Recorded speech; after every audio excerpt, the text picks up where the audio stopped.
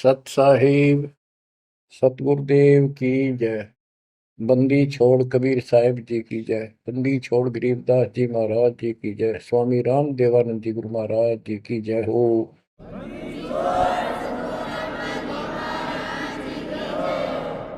सर्व संतों की जय, सर्व भक्तों की जय, धर्मी पुरुषों की जय। श्री काशी धाम की जय, श्री सुडानी धाम की जय, श्री क्रोथा धाम की जय, श्री बरवाड़ा धाम की जय। सत साहिब परम पिता परमात्मा कबीर जी की असीम अरदास से बच्चों, आज आपको अपने घर का पता चला।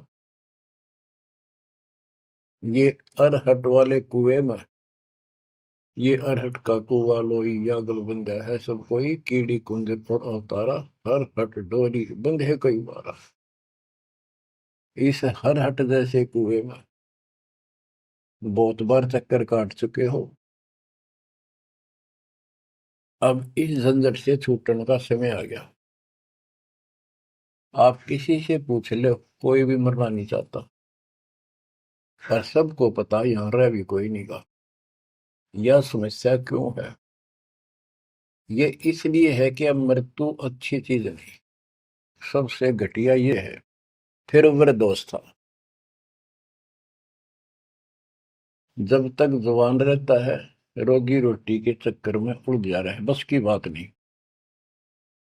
यहाँ की व्यवस्था ऐसी है, छोटे छोटे बच्चे होंगे, उनके पालने के लिए मर मिटता इंसान, और करना पड़े। देखे जहां भूखे बैठे, तो ये मजबूरी है अपनी। और फिर सारा जीवन बच्चों को पाल पोस कर पढ़ा कर शादी कर दी, उनके बच्चे हो गए। बच्चों, अपना कर्म के साथ जीव आप बैठे। बच्चे कितने अच्छे हों, कितनी अच्छी बहू आ जा पुत्रवधू, लेकिन कर्म में दुख है तो कोई न कोई इसी आंट ला देगा काल। वो चाह कभी आप उसकी मदद नहीं कर पाओगे, उसके कर्म ना करने दे। जैसे आपको बताया, या फिर कोई ऐसी बीमारी हो जाएगी, बच्चे भी, बेटा भी, पुत्र वधू भी दोनों बैठ कर रोने जाएंगे, और वो चिल्लाए जा। सास या ससुर कोई भी है, जो कर्महीन इंसान दुखता आवेंगे, वो दवाई भी जो आ सके हैं अच्छे हॉस्पिटल में ले जाएंगे, लेकिन उस दुख, उस दर्द 2900 न कौन मिटा होगा। बच्चों, बहुत बार समझा लिया आपको, कभी आंख नहीं खुलने देता यू काल। केवल सतगुरु शरण में आने से इस काल का प्रभाव हट जाता है कुछ समय के लिए, और तब ये बातें अच्छी लगती हैं। ना कोई गाना, ना कोई बेंजू बजे, ना कोई अच्छा सुर निकाल ले जाते, केवल ये परमात्मा की अमर कथा सुनाई जाती है, उस दाता की बोली, उस कबीर परमात्मा की महिमा सुनाई जाती है। और धीरे धीरे जब पाप कम होते चले जाते हैं, यह इतनी अच्छी लगती है। बस गाने सुना करते बकवादी एक अन्य के लिए लगते इनके सामने, तो वो पाप कर्म जितने कटते चले जाएंगे, इतने ही ये आत्मा का आहार इसे अच्छा लगने लग जाएगा। ये बहुत सी घटनाएं सारे घट रही हैं, पर एक आधा सुनाने से सभी समझ में आ जाती है। एक व्यक्ति को अधर्म मार गया, पैरालिसिस होगा, और उसके 4 एकड़ जमीन थी, उन्हें 16 एकड़ बढ़ा दी। सारी जिंदगी मेहनत करी खूब, कंजूसी के साथ। भगवान को जाने कौन था, कोई सुनता ही नहीं भगवान के बारे में। था उसको 4 लड़के हो गए, चारों की शादी कर दी, चारों अलग अलग हो गए। उसको पैरालिसिस हो गया। अब उसको कोई नहीं उठा उन चारों में था, और बच्चे उसके पास से निकल जा। गांव के व्यक्तियों को पता चला, वो आए, उन बच्चों को समझाया, भाई बाप है, इसने कितना कुछ किया तुम्हारे लिए, कुछ तो शर्म करो। तो एक ने शर्म के मारे कुछ 10-5 दिन की सेवा फिर छोड़ दी। फिर उनके रिश्तेदार बुलाए, पंचायत हुई। रिश्तेदारों ने ये कर दिया, भाई इसके 16 किल्ला ने 5 हिस्सा में बांट दो, तो 3 एकड़ जमीन देश का हुआ है, इसको दो। 3 किल्ले इसके छोड़ दो, और जो इसकी सेवा करेगा वो लो। तो छोटे वाले की पत्नी बोली जी हम ले लेंगे, हम संभालेंगे। वो लालच में वो बला ले ली।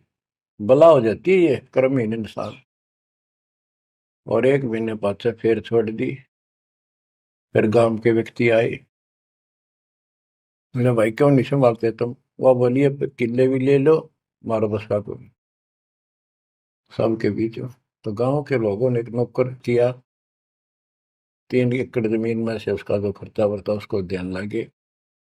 तो जब वो पंचायत हो रही थी, बताओ था एक आदमी, और हमने देखा कई जगह ऐसी घटना घटी। तो जब वो पंचायत में आ रहे थे, रिश्तेदार आ रहे थे, वो खाट में पड़ा पड़ा नाड़ नाड़ हल्ला, और पोता आ गया उसका।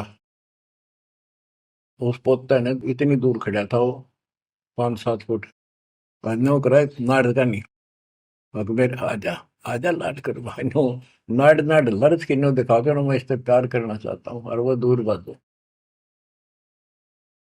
तो वहां बैठे उपस्थित व्यक्ति बोले इन बेटा ने तो कर दी इतनी छोटी मालिश, इन पोते ही कसर रह रही है, ये करेंगे। तो यहाँ अध्यात्म ज्ञान आता है। जो काम करने का था कर्म ही ने वो तो करया कोई नहीं। जिसका दुख भी टला हो, बेटा बेटी पुत्र वो दूर सब न अच्छा लगा हो। तो बच्चों यू काम करने का है, यह सबके साथ बन जाएगी जाए भगवान की शरण में नहीं रहता। 3 बातों को देखकर दास को और अधिक दृढ़ता लगी और भगवान के प्रति तड़पने लग गया। ये सचमुच तो पहले देखा है सब पता, और भी सामान्य बातें देखी ना, बीमार हो तो भी माता पिता बैठे बैठे देखे जा, और वस्तु के लिए पुकारे जा, कोई सुनने तैयार नहीं था। कबीर साहब कहते बूढ़ा होकर पड़े खाट में, सुने बचन खारे, कड़वी बात सुना करेगा। और कुत्ते ता उनका भी सुख को नहीं, ये छाती फूकड़ आ रही। उतर वो कह के गई बूढ़ा बुढ़िया ने कि ध्यान रखियो को कुत्ता बिल्ली ना बढ़ जाए अंदर। अब वो ध्यान रखे तुम्हें दिखे कुछ ना दिखे। और दोस्त आंख लागी, कुत्ता बढ़कर उसकी लस्सी दूसी गिरा गया।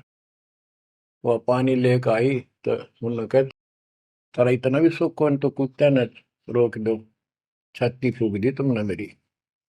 तो परमात्मा कहे फिर ये एक वचन सुनोगे तुम, ये कथा सुनने को मिलेगी अमर कथा तुम्हारे को। जो काम करने का वो कर लो, भक्ति करो, और फिर देख घर में भी सुख, शरीर में भी सुख, और सारे बच्चे भी भक्ति मार्ग पर लग जाएंगे। बच्चे सत्संग में जाएंगे, उनके मन दया पैदा होगी, भगवान का डर होगा, उनको अपने कर्तव्य का ज्ञान होगा कि माता पिता की भी सेवा करनी चाहिए, इन्होंने में पाला पोसा है। दया बनती है अंदर इस ज्ञान से। तो बच्चों इस भक्ति, इस सत्संग के बिना इंसान ऐसे जड़े डोका मर जाता है। और जब तक ये ज्ञान नहीं होता, वो काम हमने सबसे उत्तम और बस इतना ही ठीक है, वो अच्छा लग रहा था। तो यहाँ कबीर साहब कहते हैं सतगुरु के उपदेश का सुनिया एक विचार, जय सतगुरु मिलते नहीं फिर जाते यम द्वार। वो दुख और आगे देखो, मृत्यु के बाद यम के दूत घसीट के ले जाएंगे धर्मराय के उस न्यायाधीश के दरबार में, फिर उनका फैसला होगा इसको नरक में डालो, इतने वर्ष, इतने दिन, इतनी घड़ी कैलकुलेटेड होते होंगे। यम के दूत उनको लेकर चलते टोड़ के टोड़ने क्यों, 1 लाख का हिसाब हो डेली, दे लट्ठा दे लट्ठा। वो नरक से वापस भाजे, उनका लठ मारे भाले ठोकर, जबरदस्ती लात मार के ठोकर मार के नरक में गिरे। कहते नरक द्वार में दूत सफर करते क्या चातान, उन तक कबू ना छूटता करता चारों खानी। नरक भोग का फिर 4 खानी में भरमता, नित्य गदे शोर बनता, और कभी ना लगता पार, सो फेरा सब मिट गया मेरे सतगुरु के उपकार। बच्चों समझ लो इन बातों को। और देखो मालिक की दया, ये बातें कदे हमने दादे परदादा पर भी ना सुनी, माता पिता से नहीं सुनी। उसकी दया विधाता की। और आज ये अच्छी लगे और बात एक भी अच्छी नहीं लगती। वो तो बेतुकी बातें हैं। थोड़ी देर बातें करनी पड़ती है इधर उधर की। 2 मिनट बाद में सोचा ही या तो जा अपना परमात्मा ने याद करे। तो यह लगन अलग से लगेगी, इस सत्संग से लगेगी। और भक्ति स्वर्ण दान करोगे या सेवा, ये सारे मिलकर आपको निर्मल करेंगे। आपको हर तरह से शक्ति आत्मा को मिलेगी। भोजन खाते हैं तो उसमें सभी प्रोटीन सब प्रकार के खाने होते हैं, तभी स्वस्थ शरीर रहता है। इस प्रकार हमने सेवा भी, जिसी बने सुमरण भी, दान भी, ये करना पड़ेगा। और मर्यादा का निर्वाह परहेज भी रखने पड़ेंगे, तभी आत्मा स्वस्थ होगी, मोक्ष प्राप्ति योग्य होगी। बच्चों, धन है आपके माता पिता जिनसे जन्म हुआ। आपकी किस्मत को अगर व्याख्यान करने लगो, आपकी किस्मत का वर्णन करूं, कोई शब्द नहीं दास के पास। इतनी अच्छी किस्मत लेकर जन्मे हो तुम। आपका मनुष्य जीवन इस समय, मनुष्य जीवन के बाद फिर आपको शरण मिल गई। गजब अजब बात तो यह है कि आपको शरण मिल गई। आप देखो, नाम लेने तो पहले आप किस स्थिति में थे, क्या करा करते, सारा दिन कोहरे डले डोला करते। और मजदूर, काल के मजदूर थे बस, पेट के मजदूर, माचे माचे आंडला थे। कोई भी अच्छा काम चाह कर भी नहीं कर पावा थे। आत्मा भी अच्छी थी, था आपकी नर्म भी थे, दया थी, भाव था, सारा था, भगवान की चाह भी थी। पर ऊपरली सी थी, काम चलाऊ सा था। और नाम लेने से पहले जब आपने स्टार्ट किया इस मार्ग को, देख मन कितनी बगावत करे था।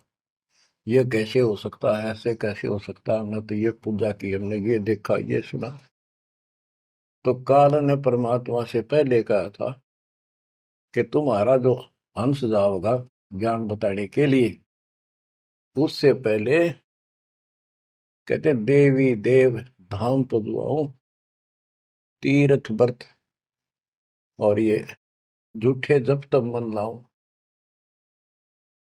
इस तरह की सारी शास्त्रों की साधना से इनको इतना मूर्ख बना दूंगा कि कोई भी उसके ज्ञान को सुनेगा नहीं। जाओ योग जीत संसारा, जीव न माने कहा तुम्हारा, जीव तुम्हारा कहा न माने, हमारी ओर हो बात बखाने। हमारी ओर होकर बात विवाद करेंगे तुम्हारे साथ। बच्चों, इन बातों को याद रखो। इस जीवन की सफलता है कि मैं परमात्मा प्राप्ति हो। आप इसके निकट आ चुके हो। आपने जो भक्ति स्टार्ट करी, आपकी यही दशा थी। कति मन मान कर राजी नहीं था।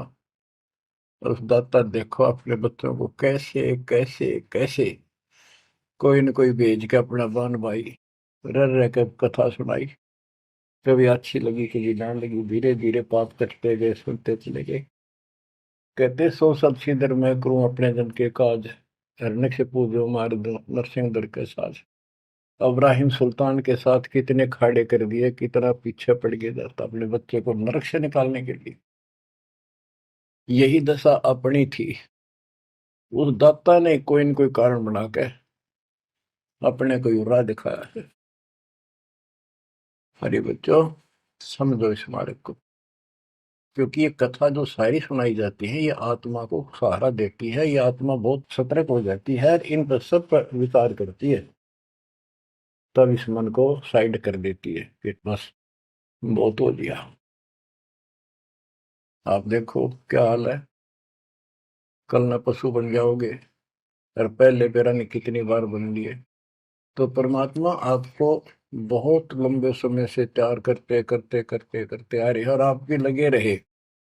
जैसे भी जितना दाव लगा जिस जन्म में आप करके, फिर काल का प्रभाव ज्यादा था, नहीं पार बसाई छूट गया मार्ग। जो गुरुद्रोही हो जाते हैं ना, वो सदा के लिए खत्म हो जाते हैं। वो तो अरबों खरबों वर्षों तक धक्के खाओगे। आप विमुख होते रहे, जैसे राबिया विमुख हुई। स्टार्ट वहां से नहीं था उसका, बहुत पीछे से था, लेकिन भक्ति की चाह बनी रही बनी रही। दाता फिर मिलते रहे।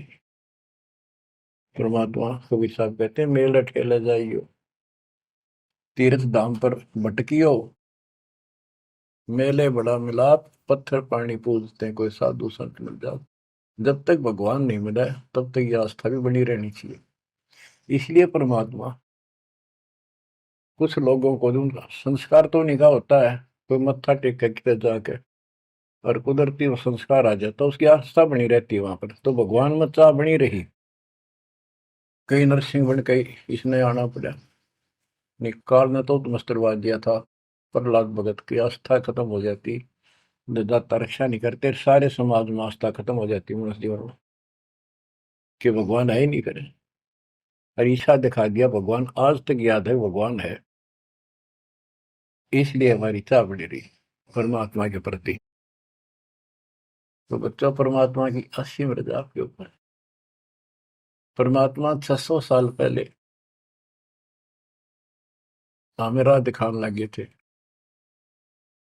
और उसी समय से आज तक बीच में अपने संत गरीबदास जी को बीच में मिले, इस भक्ति को फिर से जीवित करके, इस अध्यात्म ज्ञान को फिर से कति खम्भ रूप गे, इनके माध्यम ये यथार्थ ज्ञान देख। और 300 साल से ये अमर ग्रंथ यहाँ पढ़ा करते थे गरीबदासी, गरीबदास के 12वें पंथ वाले। मेरे गुरुदेव के अतिरिक्त किसी के पल्ला नहीं पड़ा। उन्होंने दास को दिया ये खजाना, उसके बाद गहनता से इसका अध्ययन किया, आशीर्वाद उनका रहा। आज ये खजाना खोल दिया, गुरुदेव का आशीर्वाद, कबीर साहब का वचन, 5505 का युग बीत चुका, तो ये खेल तो होना ही था। और यह गंगा आएगी, मोक्ष करने वाली असली गंगा, ये है सत्संग। इसमें जो स्नान करेंगे, सत्संग सुनेंगे, मोक्ष तो इन आत्माओं का होगा। अब्राहिम सुल्तान को कैसे निकाला, उसके कोरडे तक खाए मालिक ने अपने बच्चे के, बता के लागत हो, क्या नाता था उससे। अब यहां विचार कर लो, उसका हमारे से क्या नाता है, कितना गहन नाता है। वो हमारा पिता है, वही हमारी माँ है। उस परमात्मा में हमारे प्रति माँ और पिता दोनों का मोह है, कितना जबरदस्त हो सकता है वो देखो। तुम अपनी गलती से फंस गए, पर वो बैठा उस पर भी नहीं जाता खाली, कि कुछ तो निकालो काल के जाल से। आप आंख खोलो, इस मार्ग को दृढ़ता से ग्रहण करो, बच्चों वाली बातें छोड़ दो। सारा संसार एक तरफ हो जाए, आपने एक तरफ होना पड़ेगा। जैसे मीराबाई को कहा उसकी माँ ने, सत्संग में जाना मीरा छोड़ दे, आए मारी लोग कर तकरार, सत्संग में जाना मीरा छोड़ दे, सत्संग में जाना मेरा ना छूटे री, सत्संग में जाना मेरा ना छूटे री, तारी चाहे जड़ कमरो संसार, सत्संग में जाना मेरा ना छूटे। इस दशा में, इस स्थिति में आपको आना पड़ेगा। ये संसार साथ नहीं जाएगा, ये संसारिक व्यवहार आपका कति काम नहीं आऊगा। ठीक है, बेशर्म होना भी नहीं, जितना हम समाज में सहयोग कर सकते हैं उस तरफ में रहना पड़ेगा। प्यार दें सबको, नमस्कार करें, बड़े छोटे की कदर करें, अच्छा व्यवहार करें, हेल्प करें, लेकिन जहां अपने भक्ति में बाधा हो उस पर नमस्कार करें, हाथ जोड़ लें दूर से। बच्चों, गरीबदास जी ने बताया है, गोरख से ज्ञानी गणे और सुखदेव दती जिहान, सीता सी गो भारिया संत दूर स्थान। पुण्यात्मो, आपको अध्यात्म सिलेबस, ये अध्यात्म का पाठ्यक्रम पढ़ाया जा रहा है, दास टीचर है, और इसको बार बार रटवाऊंगा, बार बार समझाऊंगा, क्योंकि टीचर सारा साल उस सिलेबस को रह रह कर रिपीट करवाया करे, तब बच्चों के आत्मा में, उसके मन में, बुद्धि में वो सेट होता है। तो बच्चों, आपको ये सिलेबस दास बार बार रिपीट कराएगा, और ध्यान से उत्सुकता से सुनते रहना। परमात्मा के ज्ञान को, सत्संग को सुनो, जब कति एकाग्र चित्त से सुनो। गरीब गोरख से ज्ञानी घने, सुख देव दती जिहान, सीता सी बहु भारिया संत दूर स्थान। अब आपको अमर ग्रंथ की अमर वाणी का कुछ अंश सुनाऊंगा। जैसे दास की बुद्धि काम करेगी, इसको सरल भी बनाऊंगा। गरीब, यह रची जब पांडव राजा, नो ना तो नहीं ना दुबाजा, 84 सिद्ध रिद्ध सब मोहे, पूर्ण ब्रह्म ध्यान नहीं जो है। अब क्या बताना चाहते हैं संत गरीबदास जी, कि जब पांडवों ने अश्वमेघ यज्ञ रची, तो उसमें 33 करोड़ देवता, 88,000 ऋषि, ब्रह्मा विष्णु महेश तक उपस्थित थे, 12 करोड़ ब्राह्मण, और ये गिरिपुरी, इनका गिनती नहीं, 56 करोड़ जहां थे या दो, शंख पचायन नहीं बाजा ना दो। तो कहने का भाव ये है कि गोरख से ज्ञानी गणे, सुखदेव जति जिहान, प्रसंग ये है। और सीता सी बहु बारिया संत दूर स्थान। पांडवों ने अश्वमेघ यज्ञ क्यों की थी? श्री कृष्ण जी जो उनके गुरु थे, त्रिलोकीनाथ विष्णु अवतार, उन्होंने बताया था कि तुमने, क्योंकि युधिष्ठिर जी को भयंकर स्वप्न आने लगे, बेचैनी होगी, भूख गई, रात की नींद गई, वैद्यों से इलाज करा लिया, कोई आराम नहीं हुआ। श्री कृष्ण जी के गुरु थे, उनसे समाधान जाना और कारण पूछा कि होया क्यों। तब श्री कृष्ण जी कहते, तुमने जो बंदूक घात किए हैं, युद्ध में, महाभारत में आदमी मारे और अपने प्रियजन मारे, रिश्तेदार मारे, ये पाप वो हानि कर रहा है, वो सेध रहा है। समाधान ये है कि अश्वमेघ यज्ञ करो और पूरी पृथ्वी पर न्योता दे दो, कोई आओ, धर्म यज्ञ करो एक, और धर्म यज्ञ सफल होगी तो तुम्हारा ये दुख दूर होगा, अन्यथा नहीं होगा। और यज्ञ संपूर्ण होने की, सफल होने का चिन्ह बना दिया, बता दिया निशानी, कि एक शंख 5 मुंह का, पंचानन शंख, उसको पंचजन्य भी बोल देते हैं, पंचायन, आनंद माने मुख होते हैं, पंचानन 5 मुख का शंख एक अलग स्थान पर रखा जाएगा। वो कोई बजाएगा नहीं, आप पर बाजेगा। वो बाजेगा तब जब कोई पूर्ण संत, अच्छी करने वाला उसमें भोजन खा लेगा। तो 33 करोड़ देवता बुला लिए, 88,000 ऋषि आगे, 12 करोड़ ब्राह्मण आगे, तो किसी से भी शंख नहीं बजा। न्योता देने के लिए चारों पांडवों की चारों दिशा में ड्यूटी लाई थी युधिष्ठिर ने छोड़ दिया कि भी न्योता देकर और निमंत्रण दो।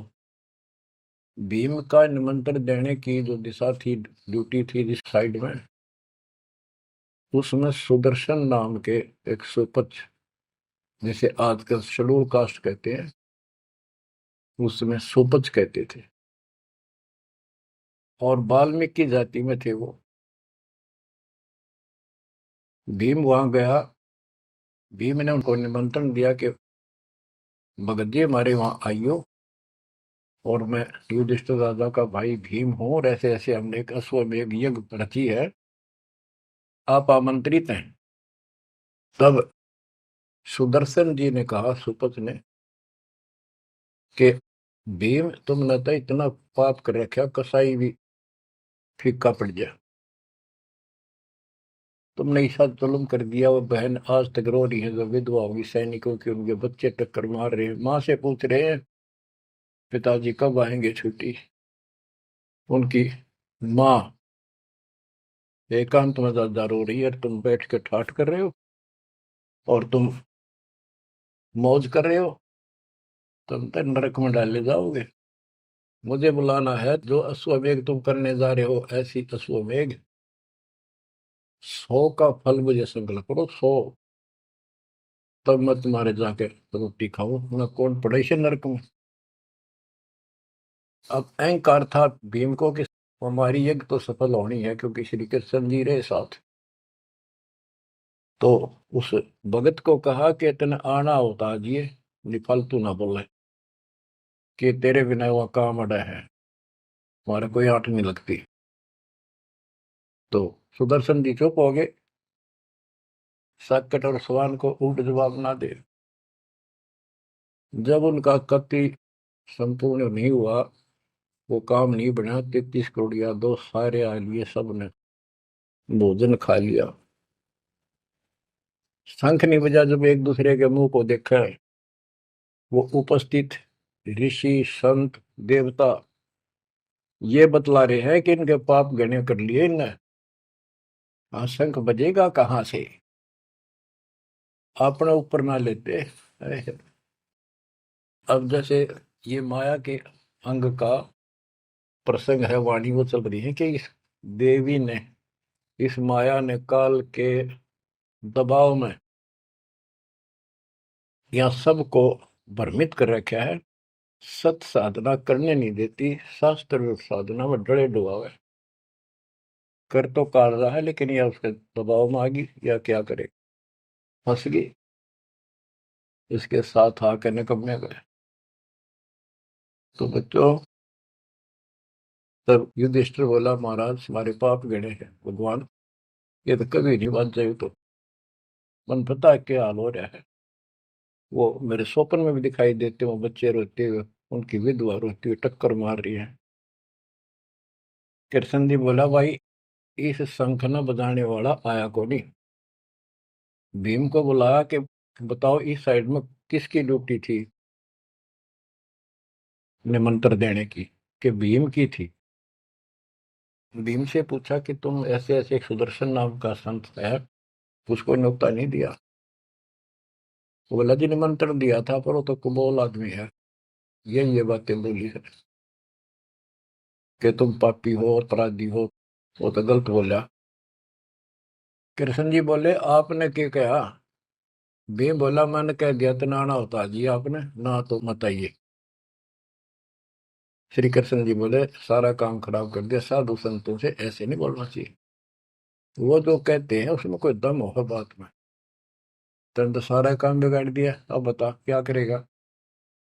इतना पैसा लग गया, बात वही की वही, ओडे मुंह हो गया भीम का, कह तो माँ चिरा था, तक के दिफा था। श्री कृष्ण जी बोले, बैठ साले, रथ तैयार करो। उस दौरान जब यह घटना घटी, उसमें परमात्मा करुणा में नाम से प्रकट थे कबीर साहब, और सुदर्शन उस करुणा में परमात्मा के बच्चे थे, शिष्य थे। सुदर्शन जी ने अपने गुरुदेव को जाके बताया कि महाराज ऐसे ऐसे वो भीम आया था, और मैंने उसको बोल दिया, भाई ऐसे ऐसे कर। परमात्मा बोले, भाई वो यज्ञ तो उनकी पूरी हो को ना, उन तो वो सारे माया के पुजारी बैठे हैं, वह फिर आओगे, तू खिसक जाए यहाँ पे। सुदर्शन जी तो निकाल दिए, परमात्मा सुदर्शन रूप बनाकर बैठ गए। पांचों पांडव छठे कृष्ण जी गए, 1 योजन 12 किलोमीटर दूर रथ से उतर लिए और पैदल चल पड़े। जाके श्री कृष्ण जी ने दंडवत प्रणाम किया तो पांडव तापा मरे पड़े थे, पांचवा ने उन्होंने किया। तब सुदर्शन जी बोले, एक सुदर्शन जी कहूंगा मैं, क्योंकि ये फिल्म है, फिल्म में जो रोल जो करता है वही बोला जाता है। सुदर्शन जी ने कहा, आओ त्रिलोकीनाथ, कैसे आना हो गया। श्री कृष्ण जी बोले, हे सृजनहार, हे सारी सृष्टि के रचनहार, आप जानी जान हो, ये पांडव हैं और ऐसे ऐसे नहीं, अश्वमेध यज्ञ की है वो, आपके बिना संपूर्ण नहीं हो सकती। आप दया करो और भीम की गलती को माफ करो। सुदर्शन जी बोले, भाई मैंने जो शर्त रखी थी वह पूरी कर दो। भीम ने पूछ लो क्या शर्त थी मेरी, वो जी पता हमारे को।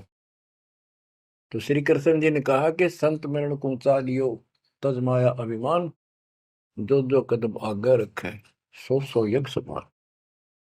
ये देख लो, किसी में इतना भी अहंकार नहीं है। आज ये कति टूटे पड़े हैं, सारा खर्च हो लिया पैसा, बात वही खड़ी है। और वहां से लेकर यहाँ तक हम आए हैं, जितने हमारे कदम बढ़ते हैं वो सौ यज्ञ समान, वो एक कदम एक यज्ञ के समान है। अपनी सौ रख लो, बाकी हमारी जोड़ी में डाल दो, हमारा भी कल्याण हो। यानी आदिन्य का भाव संत के सामने होना चाहिए। संत के साथ भगवान होता है, भगवान को अहंकार कति पसंद नहीं। तब साधु भूखा भाव का, धन का भूखा ना, ना किसी में माँ का भूखा। उससे पहले जब पहली बार यो भीम गया था निमंत्रण देने, एक तालाब में नहा के आया था और उसमें खूब गोते मर मर नहाया, पैर भी नहीं टिके थे। सुदर्शन जी बोले, क्या भीम, यह मेरी माला तार के दिए खूंटी पर था। भीम चला, खूंटी पर तो माला सुमरनी तारन लग गया। उस पर उतरी नहीं, टस से मस नहीं हुई, पसीने आ गए। जब सुदर्शन जी बोले, भीम उधर बड़ी डींग मारा था कि युद्ध न्यों नहीं जीता जाता, एक का मारू था 10 मरे थे। अरे माला ना उठी तेरे थे, छोड़ के आ गया, दूर खड़ा हो गया। और कोई दिखाना भी जरूरी था कि कुछ है इसके पल्ले, ना तो उनके मन में फिर दूसरा देता। ऐसे हाथ किया परमात्मा ने, वाला अपने आप उठ के उनके हाथ में आ गई। धर्मदास या घना अंधेरा, बिन परचय जीव जम का चेहरा। अगर थोड़ा बहुत ना दिखाऊं अपनी शक्ति तो काल का बंधेरा है, मेरी तरफ आवे को नहीं। उदिंदा बड़ी बात बोल रहा था भीम, और सुन ले, तेरे जैसे पहलवान बहुत होगा जाएंगे। जिसमें तू उस दिन स्नान करके आया था ना, वह खोपड़ी थी उस कुंभकर्ण की। खोपड़ी, ये सर का ऊपर ऊपर का कटोरा, जिसमें तेरे पाँव भी ना टेके, ऐसे ऐसे होकर जानिए बकवादी। भक्ति बिना बात नहीं बने बच्चों। तो जब परमात्मा यानी सुदर्शन जी रथ में बैठ कर उनके साथ वहां पहुंचे, द्रौपदी ने देखा कि कौन सा है संत, पता चला यू एक केला यू है हुआ। तो तभी उसके मत्था ठन गया कि इससे क्या होता, ये इतने ऋषि में ऋषि बैठे तपस्वी फलाना। फिर श्री कृष्ण जी ने कहा, द्रौपदी बढ़िया भोजन तैयार कर, संत खाना खाओगा थारा काम बनेगा। तो द्रौपदी ने सोचा, बढ़िया भोजन बनाऊं, कई प्रकार के पकवान बनाकर थाली में नारी नारी कटोरिया में रख कर दिए। पर सुदर्शन जी जो है वह 5 ग्रास खाते थे। वो अपने मनमुखी होते, पर रोल उसी का करना था परमात्मा, ये कुछ भी करते रहो, भक्ति ठीक करो बस।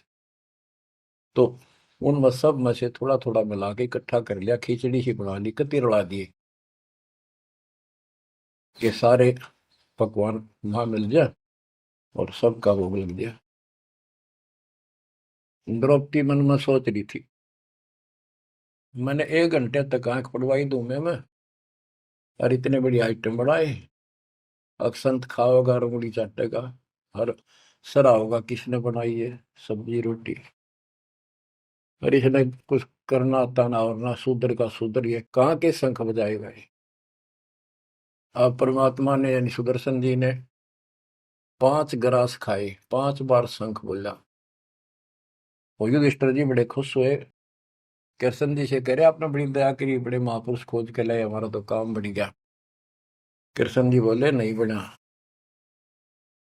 ये तो शंख कंटिन्यू बजना चाहिए था अखंड, और काफी देर तक स्वर्ग तक सारी पृथ्वी पे इसकी आवाज जाएगी, धीमी धीमी मीठी मीठी प्यारी प्यारी, तब सफल होगी। युधिष्ठिर बोले हे भगवान अब कौन रह गया, किसको लाओगे। बोला भाई इस वाल्मीकि के बाल सब ना ही 3 लोग, ये के वाल्मीकि दिखे तुमने, इसके एक बाल के समान भी 3 लोग नहीं है, इतनी ताकत है इसमें, इतनी भक्ति की शक्ति है। अपने घर में कमी है वह खोजते। द्रौपदी बुलाई, द्रौपदी से कहा कि बहन साची बता, तेरे कोई दोष आया इस महापुरुष के प्रति। तो उसने सारी बता दी जी ऐसे ऐसे मेरे मन में दोष आया। द्रौपदी शुक्र मना तेरे घर पर टूक तोड़ ली इसने आकर, खाना खा लिया। अपने घर सब 2 रोटी खाकर सोते हैं, कोई भूखा नहीं सोता, भगवान सब न दी है। इस तरह का अहंकार करने से काम नहीं बनते।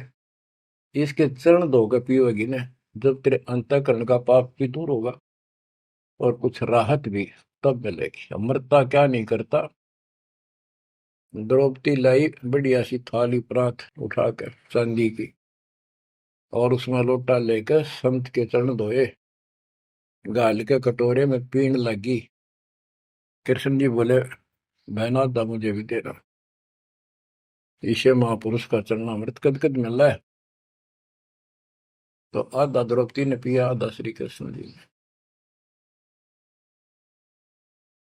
और फिर वो देखो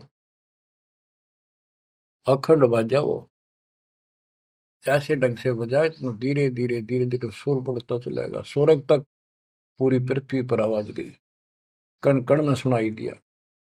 और जो पेड़ थे पौधे पूरे के पूरे बसंत की तरह फूल आ गए और खिल गए।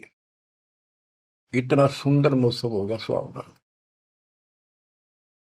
गोरख से ज्ञानी गढ़े और सुख दे जति जिहान, सीता सी वो भारिया संत दूर स्थान।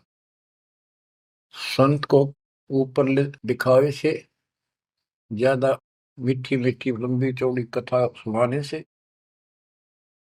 अटपट करके प्रवचन करने से पहचाना नहीं जा सकता। तो बच्चों न जीव की सी बुद्धि है को पहचान ले, पहचान लिए होते तक कबीर भगवान आए न थे, संत गरीबदास जी आ रहे कहने गए। अब बच्चों आपको थोड़ी सी अमृत वाणी सुनाता हूँ। ग्रीव फिर पांडवों की यज्ञ में शंख पंचायन टेरे, 12 कोटि पंडित जहां पड़ी सबन की मेरे। यज्ञ रची जब पांडव राजा, नौ नाथों ने नादू बाजा। उस यज्ञ में 9 नाथ, 84 सिद्ध, 33 करोड़ देवता, 88,000 ऋषि, 12 करोड़ ब्राह्मण और 56 करोड़ यादव जो श्री कृष्ण के वंशज थे, जो पांडवों के रिश्तेदार थे। क्योंकि श्री कृष्ण जी की बहन सुभद्रा अर्जुन के ब्याही थी। या क्या कहते हैं, यज्ञ रची जब पांडव राजा, नो नाथों ने नादू बाजा। 84 सिद्ध रिधि सब मोहे, पूर्ण ब्रह्म ध्यान नहीं जो है। अब माया के उनकी वाणी पर देखो छिए, इन्होंने बताया है कि 84 सिद्ध 9 नाथ ये रिद्धि सिद्धि में उलझा रखे थे। 84 सिद्ध रिद्धि सब मोहे, इन्होंने पूर्ण ब्रह्म ध्यान नहीं जो है, पूर्ण परमात्मा की भक्ति नहीं करी। कोटि 33 यज्ञ के माही, सुर नर मुनि जन गिनती नाही। 56 कोटि जहां थे यादो हो, जिनसे नाही बाजा नादू हो। कोटिक वक्ता वेद उचारी, ना बयम संपूर्ण सारी। सर दर्शन की गिनती नाही, अनाथ जीव जी में बो माही। ओहो, सठ दर्शन ये गिरिपुरी कहती है बहुत गड़े आए हुए थे, और अनाथ जीव भी बहुत गड़े आए। सुर नर मुनि जन तपा सन्यासी, दंडी वृत्त बहुत उदासी। कामधेनु कल्प वृक्ष ही लाए, तीन लोक के सुर नर आए। पांचों पांडवों कृष्ण शरीरा, जिनसे यज्ञ बही निधीरा। होय होय। पांचों पांडव और श्री कृष्ण जी वही खाना खा चुके थे, उनसे यज्ञ बही नहीं थीरा, उनसे यज्ञ नहीं हुई पूरी। एक बाल्मीक नीचे कुल साधु, जिन शंख पचायन पूरे नादु। और गनो माया के पूता, ब्रह्म जोगनी सब ही दूता। ओहो, कहते हैं एक बाल्मीक नीचे कुल साधु, जिन शंख पचायन पूरे नादु। ये और गनो माया के पूता, ये और तक माया के भ्रमित है, माया सिद्धि प्राप्त करके लोगों को प्रदर्शन करना, ये भी माया जाल। या महिमा पागी न इनमें खेल ले गए खिलौने से, या माया ये देवी ने उलझा रखे काल के दबाव। कहते हैं और गनो माया के पूता, ब्रह्म जोगिनी सब ही धूता। अब क्या बताते हैं, गिरि पांचों पांडव संग हैं, और छठे कृष्ण मुरार। चलिए हमारी यज्ञ में हे समर्थ सिरजनहार। अब श्री कृष्ण जी भी तो तीन लोक के मालिक हैं, पिछले संस्कारी हंस है। परमात्मा ने उनको सद्बुद्धि दी, उनकी दिव्य दृष्टि खोली कुछ समय के लिए, तो उनको भगवान दिखाई दिया था। वो सुदर्शन उस दिन थे भी भगवान, पर उसको एहसास था, क्योंकि अध्यात्म मार्ग के अंदर अपने आप आत्मा अपने से शक्तिशाली के आगे नीचे हो जाती है, मुरझा जाती है।